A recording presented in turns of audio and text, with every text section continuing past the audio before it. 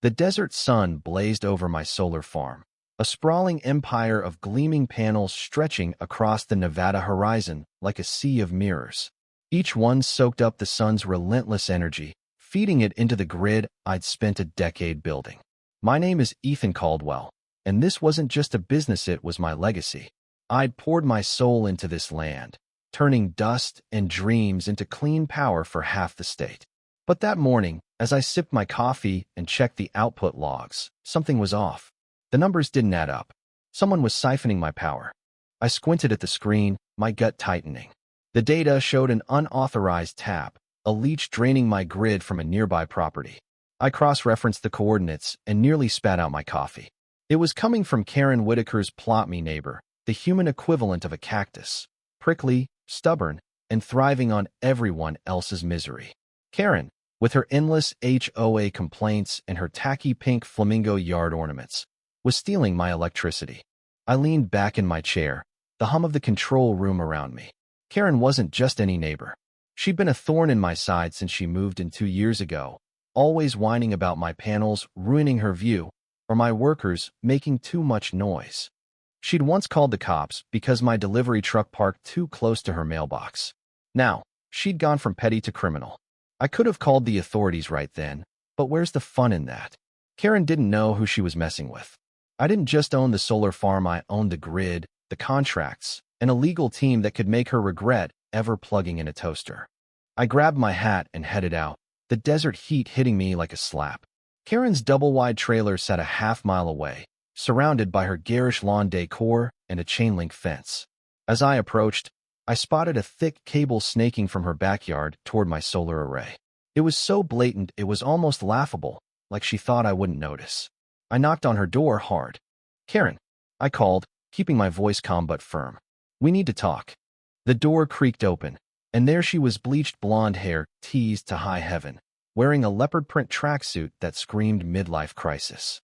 She crossed her arms, her acrylic nails glinting. "What do you want, Ethan?" "I'm busy. Busy stealing my power." I pointed at the cable, poorly hidden under a strip of astroturf. "That's my grid you're tapping into." Her eyes widened for a split second before she doubled down. "I don't know what you're talking about." "That's my cable. I paid for it." "Paid for it?"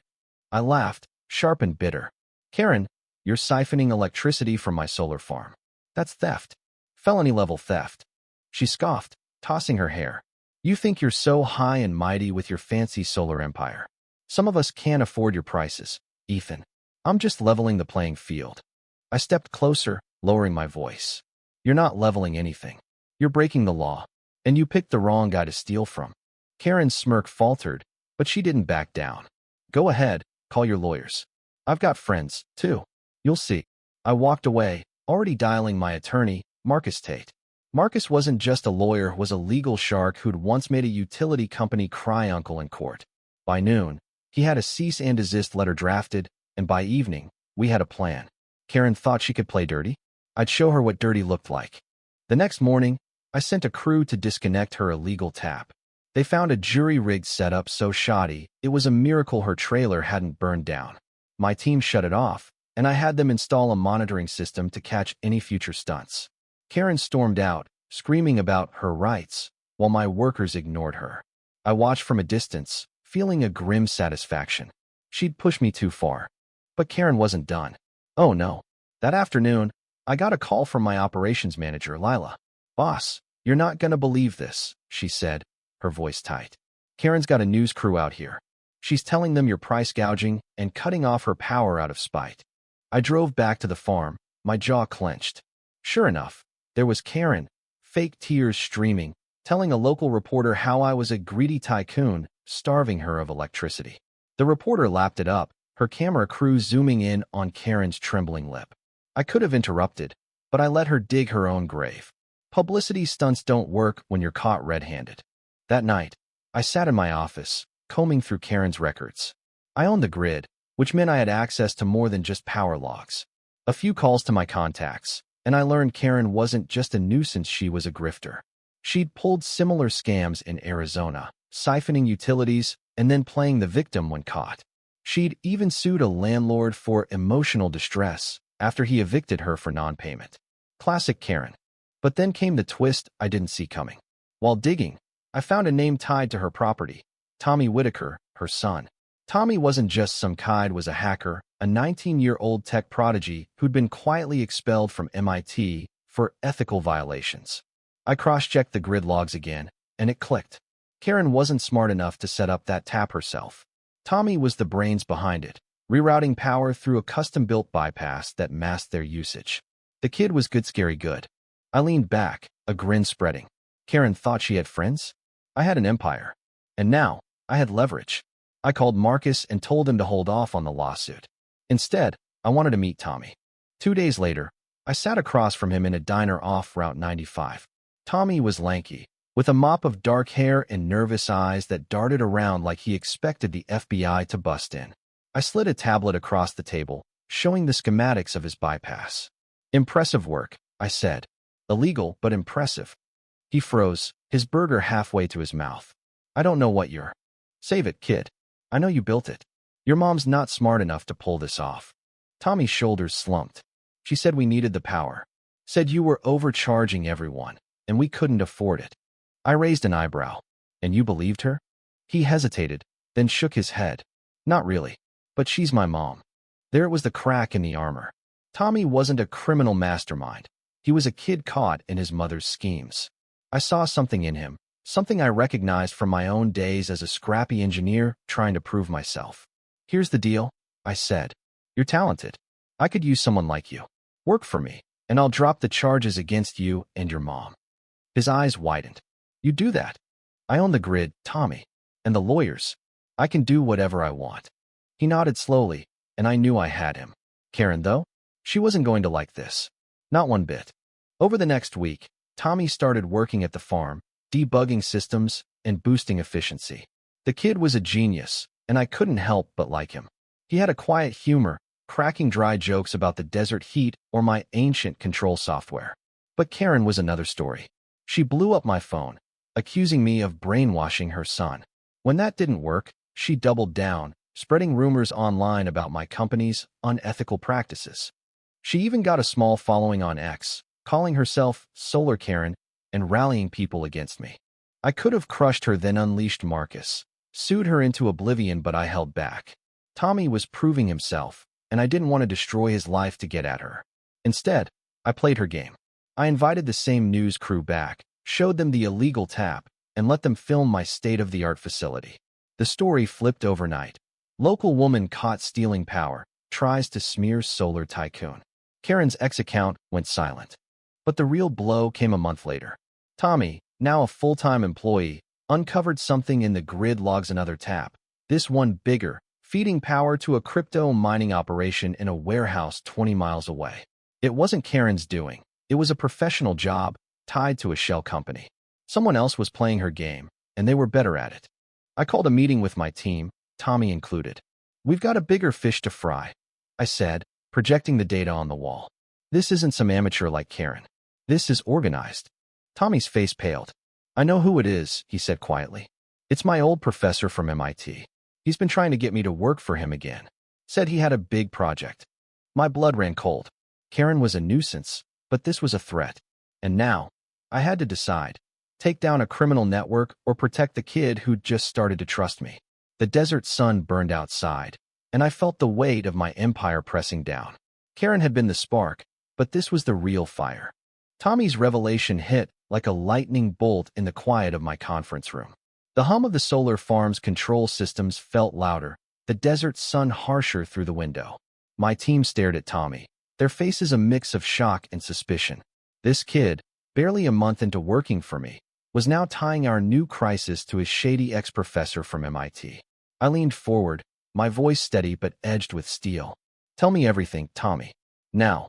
He swallowed hard, his fingers drumming on the table. Professor Harlan Voss. He was my advisor at MIT. Brilliant guy, but unhinged. He got kicked out for running illegal experiments, hacking into university servers, mining crypto with their grid. He reached out to me a few months ago, said he had a project out here. I told him no, but he kept pushing. Said he'd make me rich. I glanced at Lila, my operations manager. She was already pulling up records on her laptop. And you think he's behind this crypto tap? I asked. Tommy nodded. The setup you showed us? It's his style. He taught me how to mass power draws like that. He's probably using the warehouse to mine Bitcoin, maybe even laundering the profits. Marcus, my lawyer, spoke up from the corner. If this Voss guy's running an operation that big, he's not working alone. We're talking serious money and serious players. I rubbed my temples, the pieces falling into place. Karen's stunt had been a distraction, a petty sideshow that blinded me to the real threat. Voss wasn't just stealing power. He was undermining my grid, my legacy. And Tommy, the kid I'd taken a chance on, was our only lead. All right, I said. Tommy, you're with me. We're going to shut this down. The next few days were a blur of strategy and sweat. Tommy worked around the clock, reverse engineering Voss's bypass to pinpoint the warehouse's exact setup. Lila coordinated with my security team, pulling satellite imagery and grid logs. Marcus dug into Voss's background, uncovering a trail of shell companies and shady deals stretching from Boston to Vegas. The guy was a ghost, slippery as desert sand, but we were closing in. Meanwhile, Karen was back at it. She'd resurrected her Solar Karen persona online, posting grainy videos of my workers near her property, claiming I was spying on her. Her ex-posts were gaining traction, painting me as the villain. I ignored it. Voss was the priority, but her noise was starting to wear on my team. Lila caught me in the break room one night, her eyes tired. Ethan, she's turning this into a circus. We need to shut her up. I shook my head. She's a mosquito. Voss is the snake. We deal with him first. Tommy proved his worth tenfold. By the end of the week, he'd cracked Voss's encryption, giving us a live feed of the warehouse's power draw. It was staggering enough to light a small city. We pinpointed the location, an abandoned industrial park outside Henderson. I called in a favor with a contact at the sheriff's department, and we planned a raid. But I wasn't leaving anything to chance. I wanted to see Voss's operation with my own eyes. The night of the raid, Tommy and I parked a mile from the warehouse, the desert air cool and sharp. We crept closer, staying low behind rusted shipping containers. The warehouse was lit up like a casino, humming with the roar of cooling fans. Through a cracked window, I saw rows of mining rigs, their LEDs blinking like a digital heartbeat. 2 armed guards patrolled the perimeter. This wasn't just a side hustle, it was a fortress. Tommy whispered, "That's Voss's setup. He's paranoid. Probably has alarms everywhere." I nodded, my pulse steady. We don't need to break in. We just need to cut the power. Back at the farm, Lila was ready. On my signal, she flipped the grid's master switch, rerouting the warehouse's feed to a dummy circuit. The hum inside stopped, the lights flickering out. Shouts echoed from the guards. Tommy grinned, his face lit by his phone. They're freaking out. The sheriff's team moved in, their SUVs rolling up with lights blazing.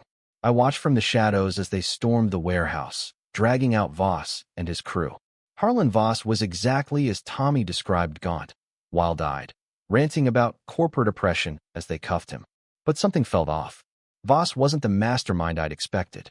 He was too frantic, too small time. As the dust settled, Tommy and I drove back to the farm. He was quiet, his earlier excitement gone. "You okay?"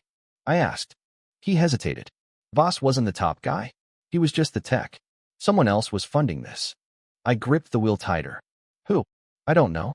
But Voss kept mentioning the investor. Said they had connections everywhere, politicians, utilities, even law enforcement. My stomach churned. This wasn't over. We'd won a battle, but the war was bigger than I'd imagined. And Karen, that relentless thorn, was still out there, stirring the pot. The next morning, I woke to chaos. Karen had gone nuclear, posting a viral video claiming I'd framed her and Voss to monopolize the grid. She dug up an old photo of me with a state senator, spinning it into a conspiracy about my corrupt empire. The comments were vicious, calling for boycotts, investigations. My phone buzzed with calls from reporters, investors, even the governor's office. I stormed into the control room, where Lila and Tommy were already glued to the screens. "How is she doing this?" I snapped. "She's a nobody." Tommy's face was pale. "She's not alone. Look at this." He pulled up Karen's X account, showing a flood of coordinated posts from burner accounts, amplifying her story. "This isn't organic. Someone's paying for this." Marcus burst in, his tie askew. "Ethan, we've got a problem. I just got a tip from a contact at the SEC.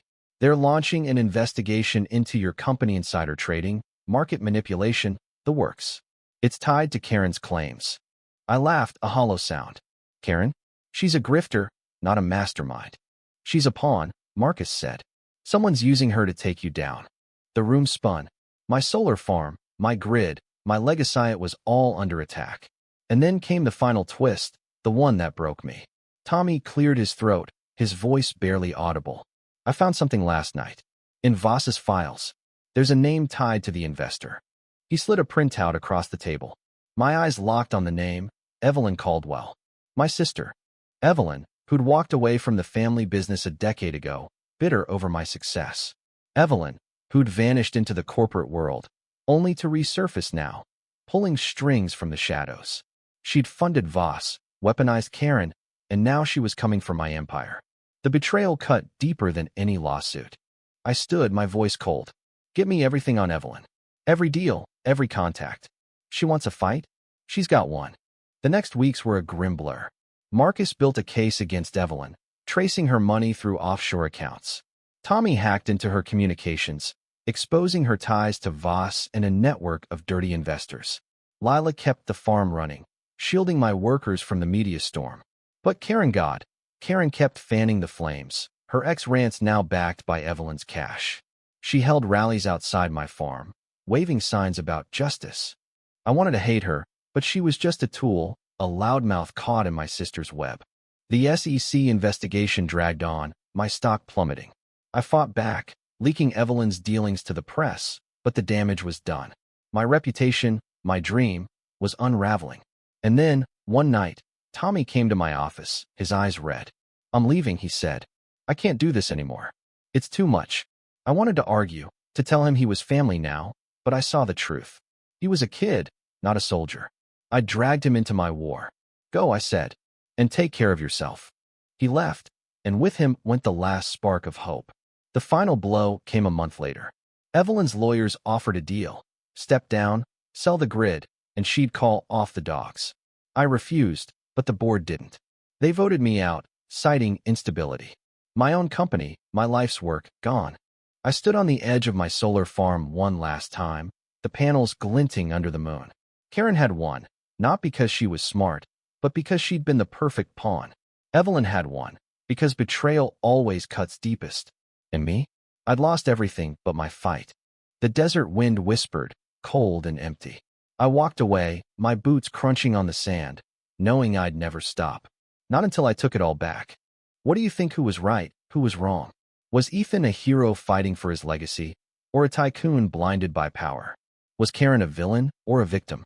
Share your thoughts below.